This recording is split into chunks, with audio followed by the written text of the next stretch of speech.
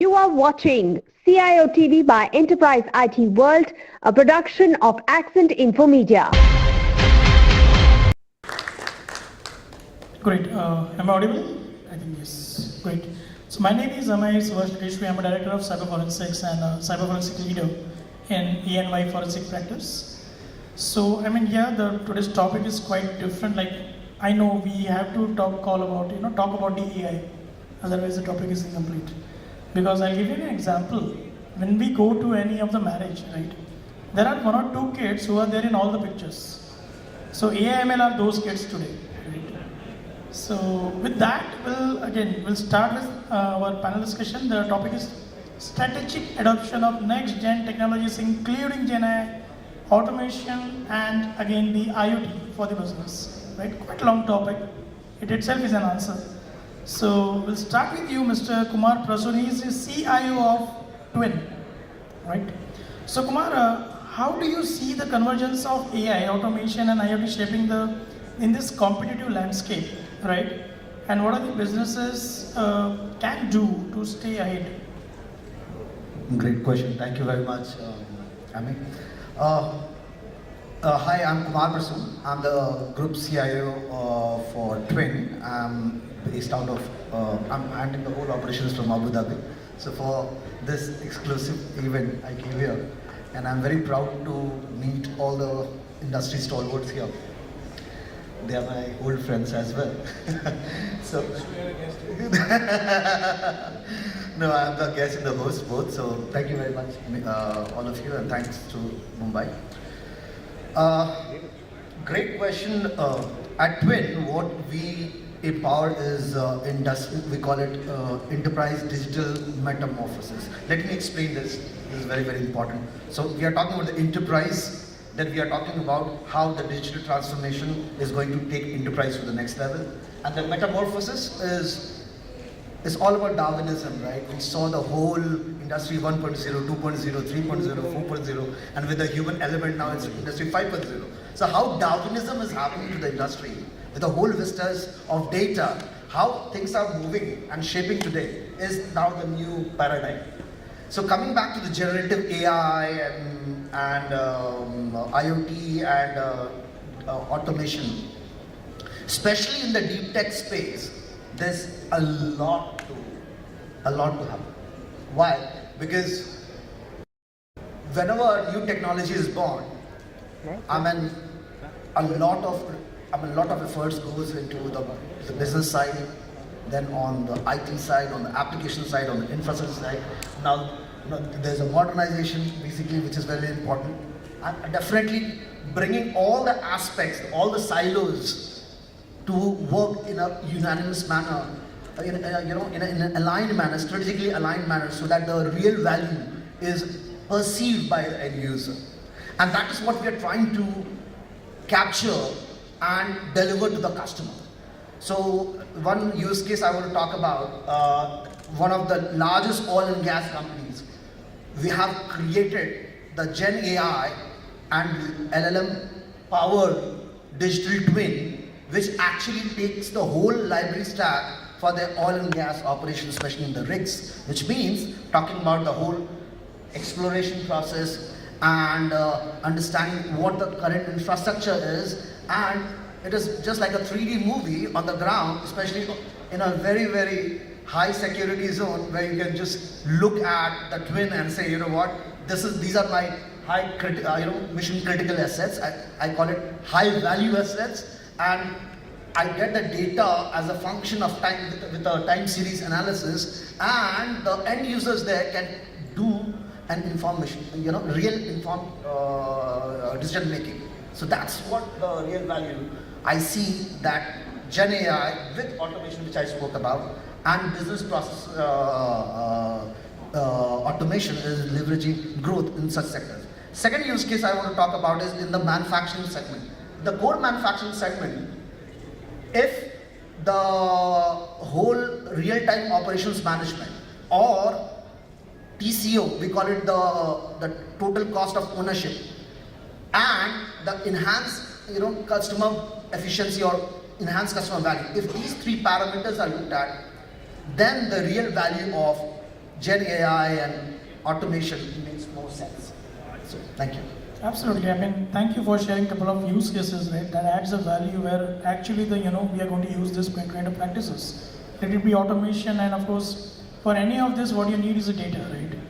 I mean, if we call Y2K, right, that was kind of an asset-driven thing. When you can say ISO 27000, 2005, and then next decade was like a process-driven, 2013, and now it is data-driven, including asset and process. Somewhere. So thank you for bringing that angle. We'll move next to the Mr. Farhan Khan. He's CIO of Allied Blenders, right? So thank you for being here. So Farhan, when we say automation, or let it be AI, ML, or whatever, first thing comes to the mind, what are the advantages and what are the disadvantages? And one of the disadvantages people think, I don't think personally, people think is they will lose the job, right? So with that, my question is, in what ways can automation actually complement the human brains or humans, right, capabilities of workers, rather than replacing them? And how can the businesses balance this kind of integrations? Okay, I think it's a great question. We are in 21st century. I think if you remember the journey of ERP, in 98, 99, I think we started. There are few players in the industry. I think if I remember correctly, the JD Edward, Bond, and then SAP also came. And most of the ERP failed, and we used to write an article why ERP fails and all these things. I think we are in a similar stage as of now, because whenever you go for any technology enablement, the first fear which comes in a human is, I'm going to lose my job. So either it is the evolution of ERP, which is basically connecting all the resources in 97, 98, or today in 21st century, when you go for digitalization, the fear will remain same. The only thing we need to see is how the organization is going to take those challenges, and how the manpower, which is a big question as of today, is going to be part of the organization as well. The first and foremost, if you look at the digital transformation, I think people are talking about the transformation, digital transformation, but it starts with a very small step where we have to enable some processes. I would like to give you one example. I'm from a company which basically dealt with whiskey, rum, vodka, gin. So we are from the liquor industry. So that means, first and foremost, it's a state-governed business. That means every state has its own set of rules and regulations. And for us, the state is the country itself. If we are sending material from one state to another state, there is a physical export-import fees that we have to pay, then only these transitions going to happen. So there are two RTM that we deal with. One is a corporation where we are selling our product to a corporate. That means corporation, that means the state is buying from us directly. Corporation sale, and there is a open market sales like Punjab, Haryana. These are the open where we are selling to distributors. Corporation sale means we are selling to state government, and state government is giving a ample of technology where we have to go and download our data based on the history which happened in the past. That means if I at 4 o'clock want to download my sale, I can check my sale from the portal. This capture about 50% of my business. 50 will remain open market. So I have every state one person who is downloading the data, collecting information, sending tips and trivia to the people those are there on the ground, which product, which brand, which segment, whether it is whiskey or rum or vodka, because every state has its own taste. If you look at Punjab, it's a whiskey market. If you look at the south, it's a more or less a brandy market. And size also matter because it is a social impact. If you look at Punjab and Haryana, it's more like drinking is a celebration. But if you look at the south, drinking is a habit. So they are having a more like a chota size type. So we need that data. We need that data for our sale, and also we need a data for the industry as well. We need to understand what DIG is doing, what Pernod is doing, and what are the schemes that they are running, which basically helping them to increase the sales. That data we need.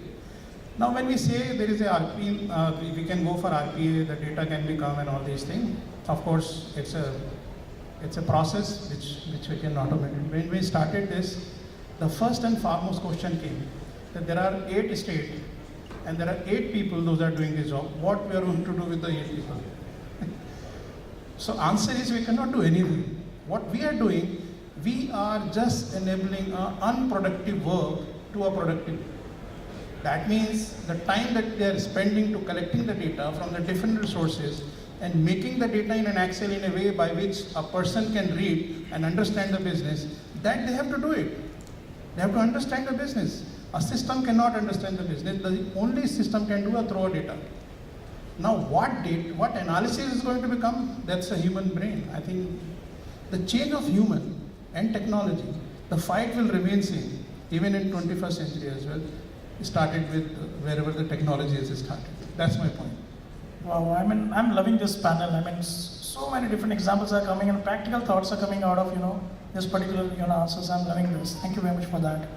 And yeah, I do agree, right? Sometimes we are saying now AI, ML, these are the technologies, right? And we are saying those are now becoming a challenge somewhere. But again, those are only the solution in future if we marry them with the people and processes, right? Moving next, now we'll move to another topic, which is IoT, right?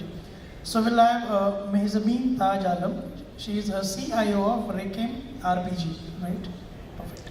So my question is, how can IoT technologies drive innovation in product development and customer experience? And what are some success stories you would like to share? Thanks, Amey, and good evening, everyone. I'm from the manufacturing industry, and IoT makes a very important part of any manufacturing industry, as some of you here in that industry would know and appreciate, and those who are not even a part of it, being in the industry or in the IT domain for so long, would know. So with the industry, like Kumar mentioned, 1.0, 2.0, 3.0, 4.0 moving ahead, I think we wouldn't have moved ahead without the help of IoT, these various that we have done.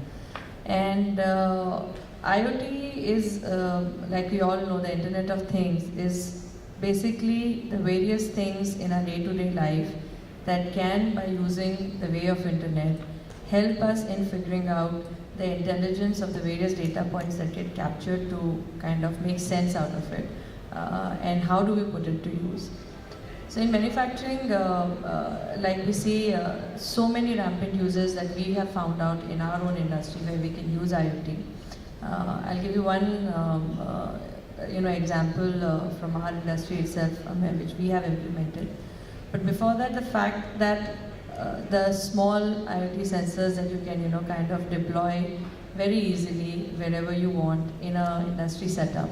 It just helps you collect the data points which can help you in either preventive, reactive, whichever way of mode that you want to operate them in. We have in the line of business that Raychem RPG as a company is into is power accessories and power utilities.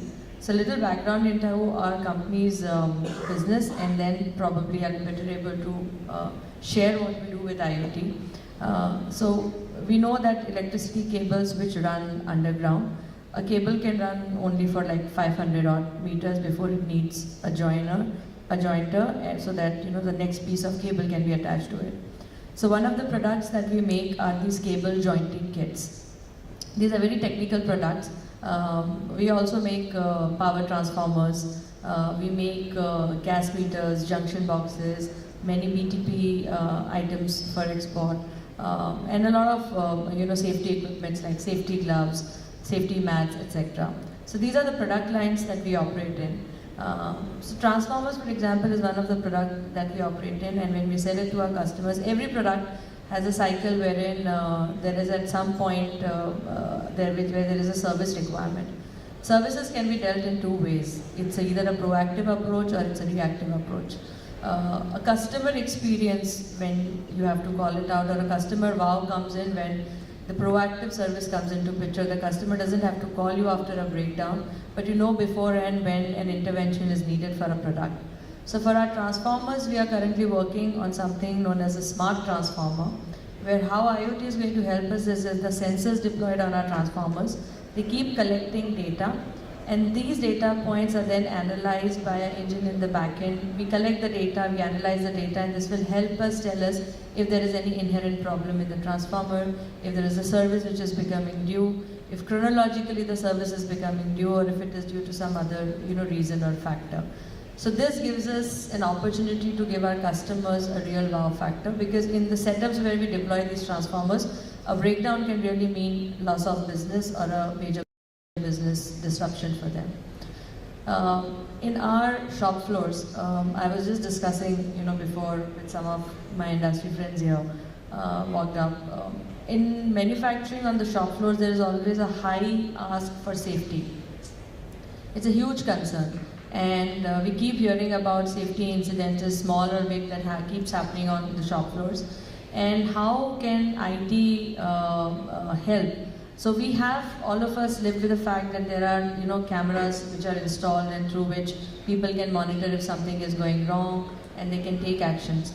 But is there a further intervention can be done? And there what we have worked on, and we are currently in the execution phase, is using AI-based safety surveillance. So essentially what we do is we have put together a combination of cameras and an AI-based tool which actually captures the live feed from these cameras.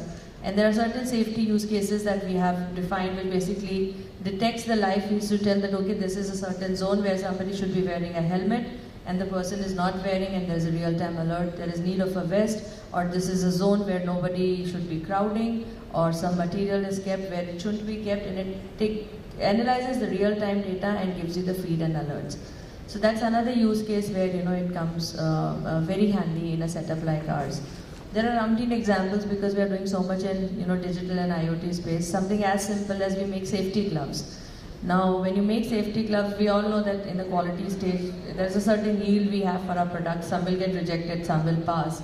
Now, when we know that our yield percentage is something which is not very great, how do we improve it? Probably it's something in the composition of the latex that we are mixing could have gone wrong because let's say 50% of my line has got rejected.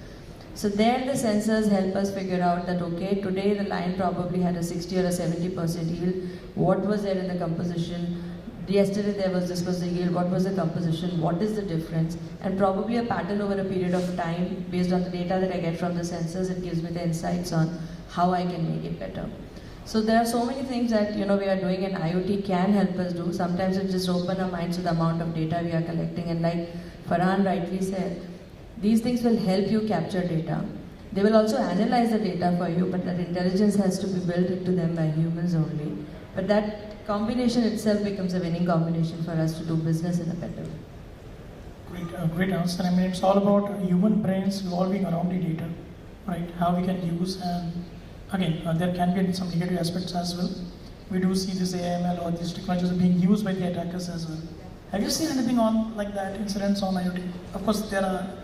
Sorry, come on. Have you seen, or do you want to discuss about some of these cyber incidents happening?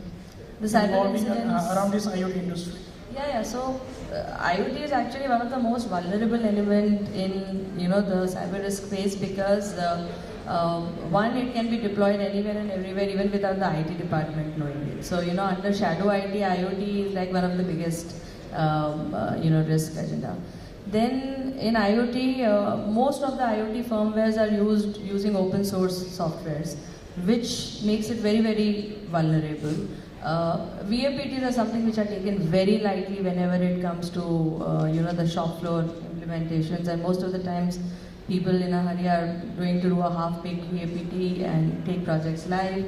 And if you don't have a IT and a OT segregation on your shop floor, you are doomed if something goes out of shape. Otherwise, your OT goes for a toss. So security is very, very weak as far as IoT goes. So, and in case of IoT, it's not just about application security. It's an entire gamut of hardware, physical security, application security, and network security.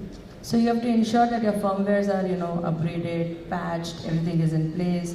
You do not have vulnerable APIs. You have done proper VAPT to ensure all your SQL injection and this and that, and all of those vulnerabilities, DDoS, everything get kind of adhered to, and then your network security as well. So it's a whole, gamut and bundle of things which you need to take care as soon as IoT comes into picture. Much more management than any other piece of take equipment Yes, and I mean, one of my friend was saying that IoT is the one who have kept the Windows XP alive, so because of the legacy systems. Yes. All right. So we'll come back to you, Kumar. Okay. Hello. So do you want to add something on cyber insurance? You want the problem or you want the solution? So being on consulting side, I'll say, please call me for solution. Okay. There are multiple, as Mehjabeen very rightly mentioned. So the threat, so there's something known as TIA, Threat Intelligence Analysis. So this threat intelligence has to be there. It is on all the all the components of the stack network. All top all kinds of perimeter intrusions, physical safety, very rightly mentioned, logical, then application, business, data, and then again on the different protocols, then adapters, actuators. I'm just giving the example why, because at Twyn we follow a very strong data governance process, and we have a full stack which is CEH, which is Certified Ethical Hacking, as well as following the cyber LLM kind of standards, which is the large language model. So coming back to the point, the problem statement is there's a handshake, right, between a physical device and there's a data which is getting churned out of it. That data is, there's something which is coming out. Then there are certain statistical probabilistic algorithms which are put on top of the data which is emanating from those sources, which is again a fictitious thing. Now, based on fictitious 1 plus fictitious 2, there is something fictitious 3 which is happening, which is advising you based on the ranking and scoring, what is the remedy which is going to happen. That is where the accuracy is important. That's the name of the game. Why LLM came? Why? What was the reason for it? The more the penetration of data happened, it was very important that you need to create the verticals inside data so that they can collaborate in multi-dimensional format, so that the real value, the real import behind that vistas, the huge volumes of data, can have some significance, and that significance can be derived and offered as a product or a service to the customer. Sorry, I've taken this question in a 360-degree manner. Why? Because very rightly mentioned about the behavior. You mentioned about the stack.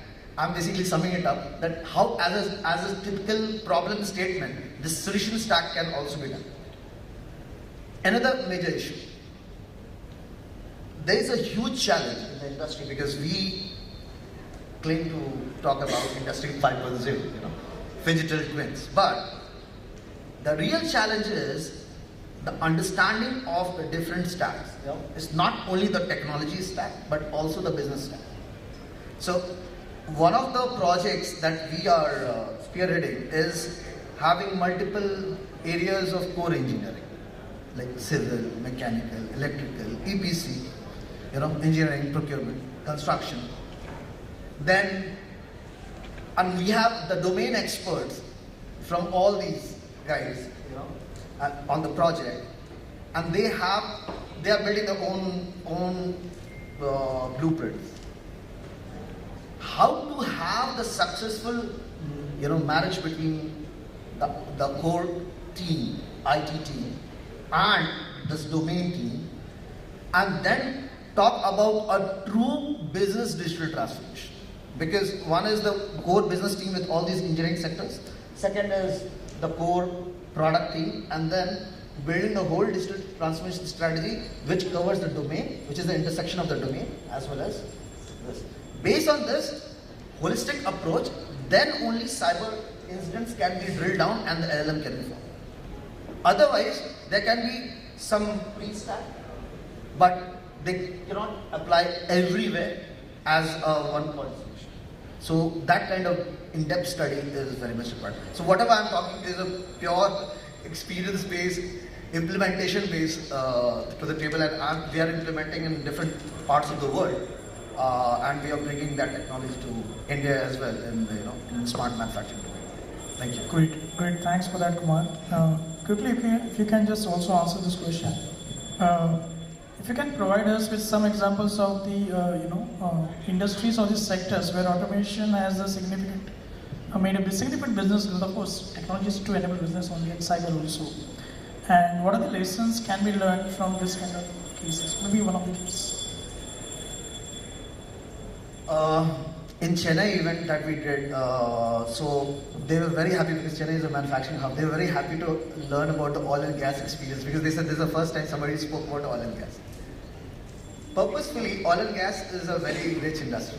So, and it has a lot of learnings also for other branches of engineering, and there's a huge scope for digitalization. There's a huge scope to learn.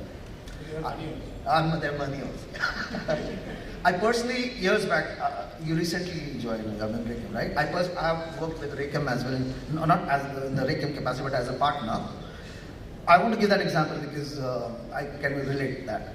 So it was basically, they were having the solar inverters, right? You were the first ones who did in Bharat Electronics, if I'm not mistaken, 7 years back. So, it's a joint venture, Indo-US joint venture, right? Raychem, RPG, JVS. So, interestingly, I wanted to launch that in Dubai as a lithium solar inverter, which can really power the industry. Why I'm giving this example is industrial UPS, yes, industrial grade UPS as a make in India product, in Dubai. Yeah. Unfortunately, that didn't fly because I think it was very well ahead. Far ahead thought process there. But again, that time the industrial grade sensors were going through a lot of transformations. So even today also. So coming back to your question, sir, oil and gas is one area where there's a huge stack of learning. Second is the automotive and parts manufacturing companies, which is actually India is getting much powerful. That is one area. Third is the pharmaceutical companies, where the process engineering is so critical, and chemical and processing industries where the process makes a lot of difference, and especially on the chemical reactions. So AI has to be built on that biosciences level. I'm just giving an example on the chemical composites level to give you the right kind of solutions to actually get the analytics. And also, maybe I may not sound so much technical or boring here. Molecular modeling at the Twyn level is happening right now in the US.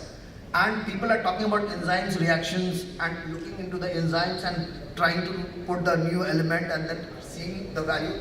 That's the far extended role of a CIO now. So CIO is with the domain experts, the way I mentioned, like engineering or biosciences or biotechnology, and then with the digital. This is a true industry digital transformation. And it's happening. Yes.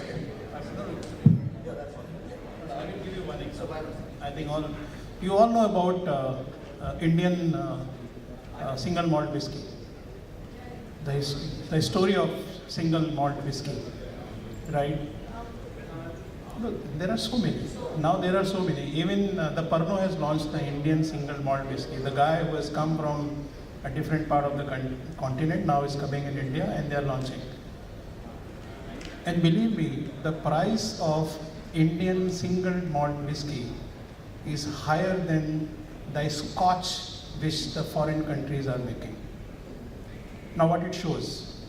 It shows the kind of quality processes that we have in India is far better than the scotch which is being made in other part of the country.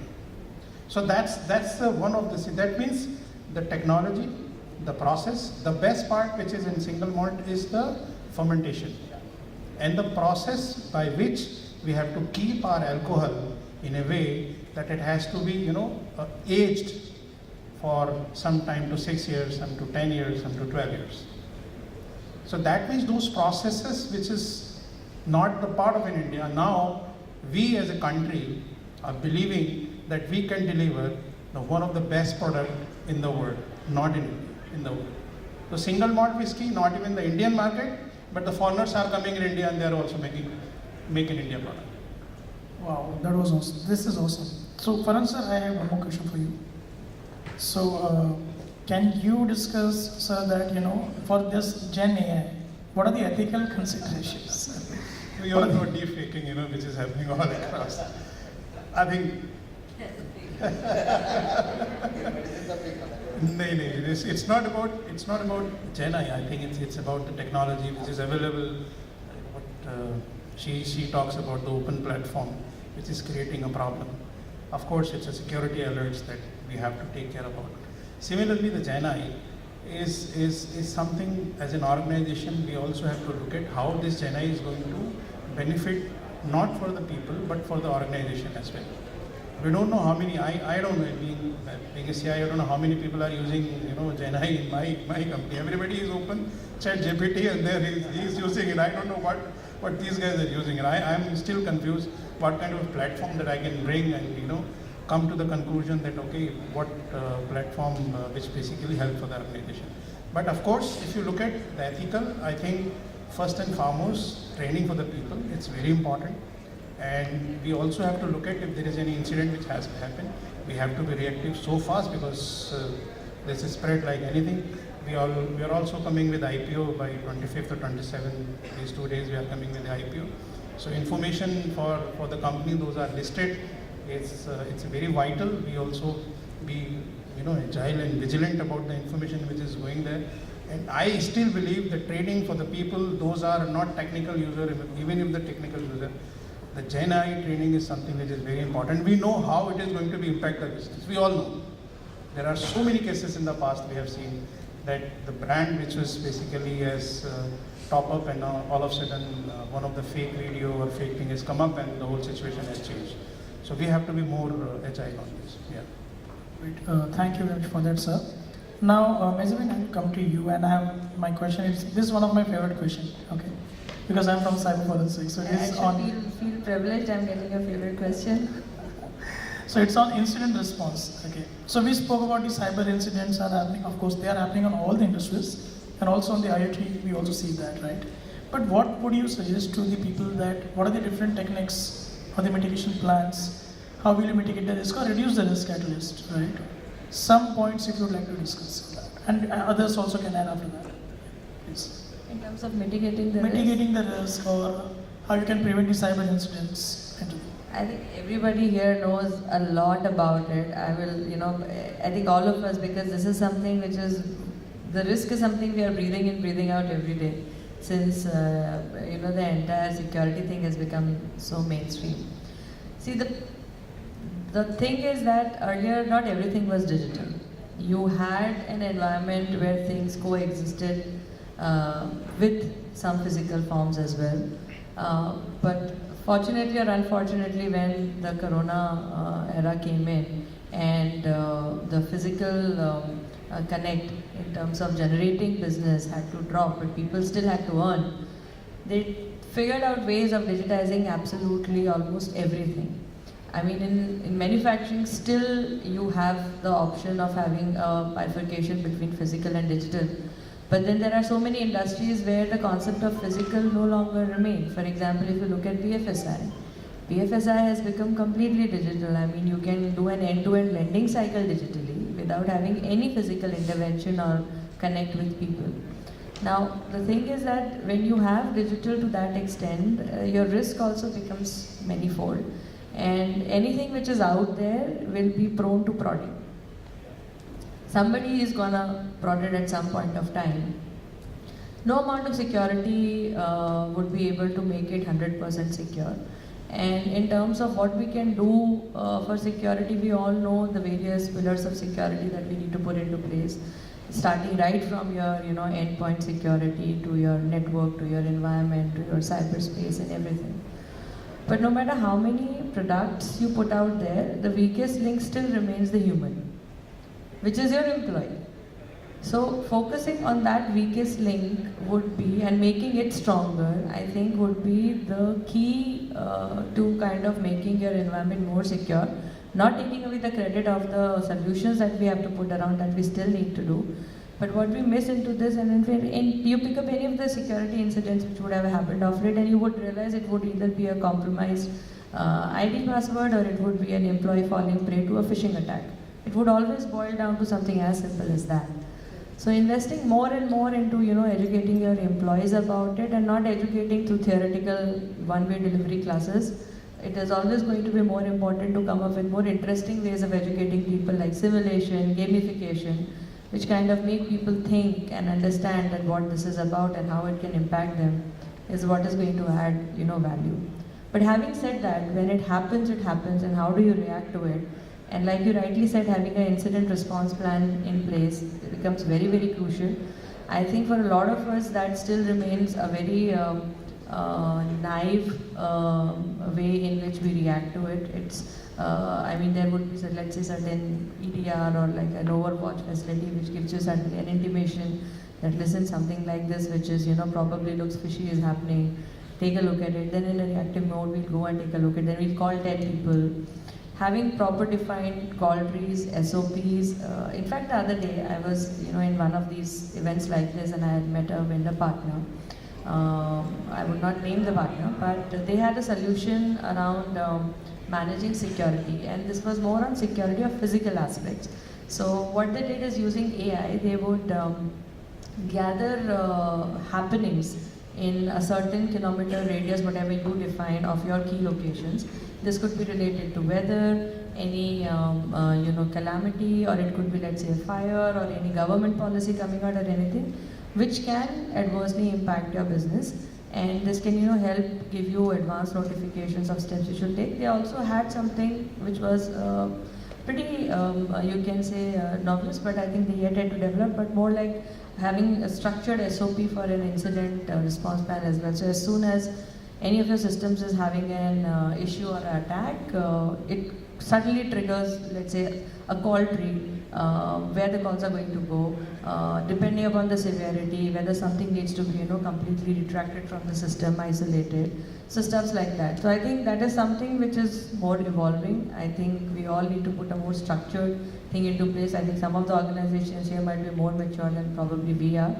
But yes, having a defined SOP in place for an incident response plan is definitely going to be very useful for all of us, because I think one day or the other, something or the other is going to happen for each one of us. Absolutely, I agree. Being in cyber forensics, we spend a lot of festivals and weekends with clients only. So, because attackers are more live in that period, right? And you rightly said, and we can do as much as we can, right? We can keep on investing on that. But sometimes what we have seen when we have visited some of the clients who have been the victims, the basics were missing, right? Again, it was because of the basic. It's not because of your AML things and all that. They did a simple SQL injection because your